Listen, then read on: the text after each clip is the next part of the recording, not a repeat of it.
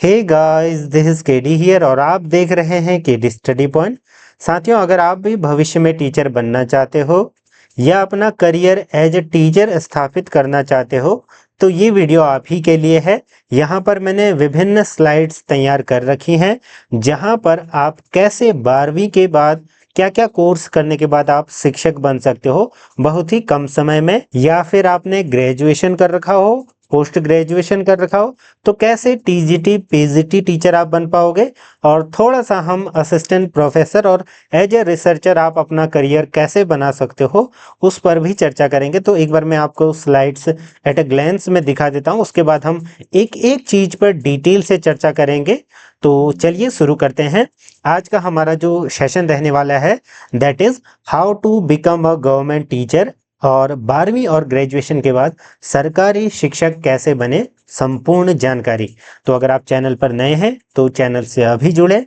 CTET UTET teaching jobs के लिए आप यहां पर जुड़ सकते हैं। देखिए, टीचिंग फील्ड में एज ए एजुकेटर काम करने के क्या क्या पर्क्स हैं। तो सबसे पहला है कि आपको आजीवन नौकरी की सुरक्षा है, पूर्ण जॉब है, सिक्योरिटी और स्थिरता है, सम्मानजनक वेतन है, भत्ता है और अच्छी सैलरी है। आप जब भी वैकेशंस में अपने नेटिव प्लेस या अपने गांव जाओगे तो वहां आपको एक सम्मान के नजरिए से देखा जाता है, मास्टर जी आगे करके। समाज का निर्माण आप कर सकते हो, आने वाली पीढ़ियों का भविष्य संवारने का मौका आपके पास है। आपको जो दिशा निर्देश, सही गाइडेंस समय पर नहीं मिल पाई वो आप अपने बच्चों को दे सकते हो और लाखों बच्चों का भविष्य आप संवार सकते हो। निरंतर सीखने का अवसर है, उच्च शिक्षा एमएड पीएचडी के लिए विशेष लाभ आपको यहाँ पर मिलता है।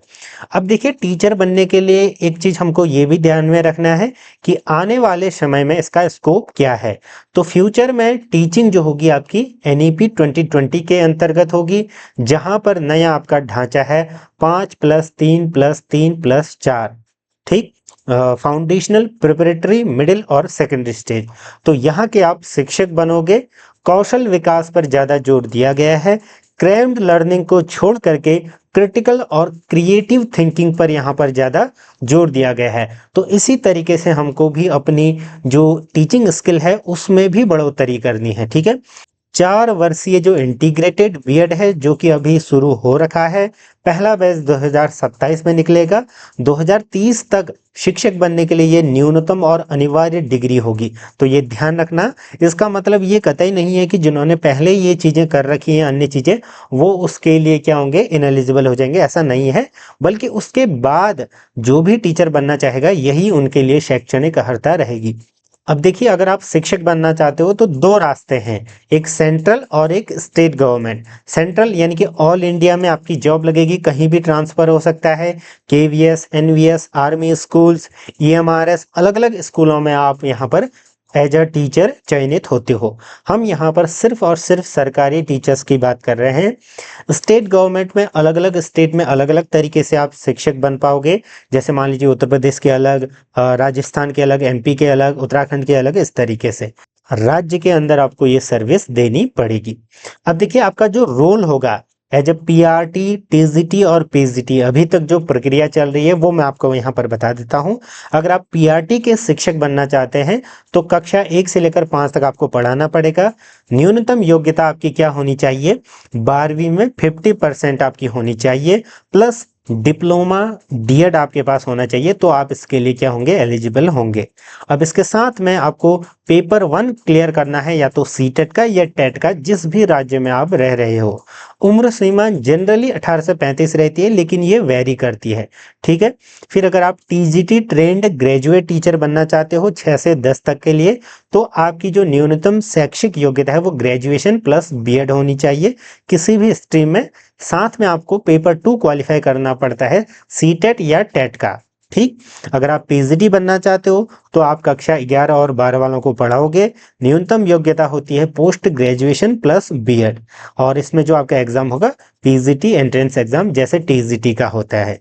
ठीक है, अभी तक की जो प्रक्रिया चल रही है, आपका प्राइमरी टीचर का बहुत जगह एग्जाम नहीं होता है, हालांकि सेंट्रल लेवल पर एग्जाम होता है। कई राज्यों में आपको पीआरटी में एज ए मेरिट बेसिस पर ही सेलेक्ट कर दिया जाता है।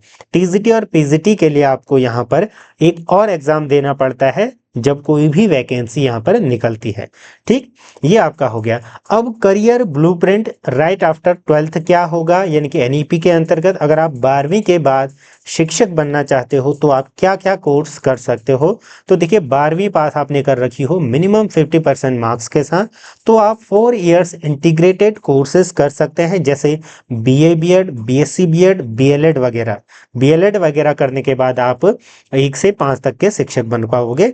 बाकी BA BEd, BSc BEd, BCom BEd करने के बाद आप वही टीजीटी आप यहाँ पर शिक्षक बन पाओगे।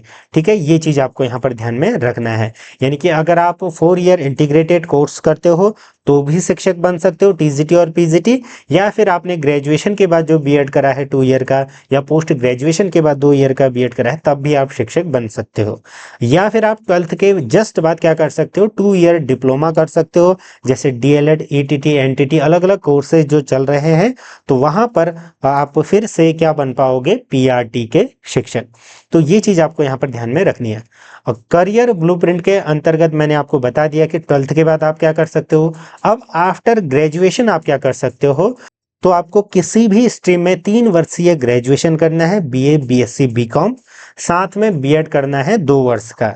उसके बाद आप टीजीटी के लिए एप्लीकेबल हो पाओगे।